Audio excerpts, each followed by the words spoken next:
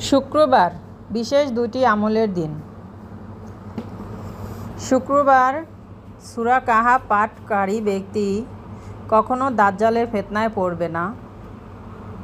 এক জুমা থেকে আরেক জুমা আল্লাহ পাক রব্বুল আলামিন তাকে দাজ্জালের ফিতনা থেকে হেফাজত রাখবেন।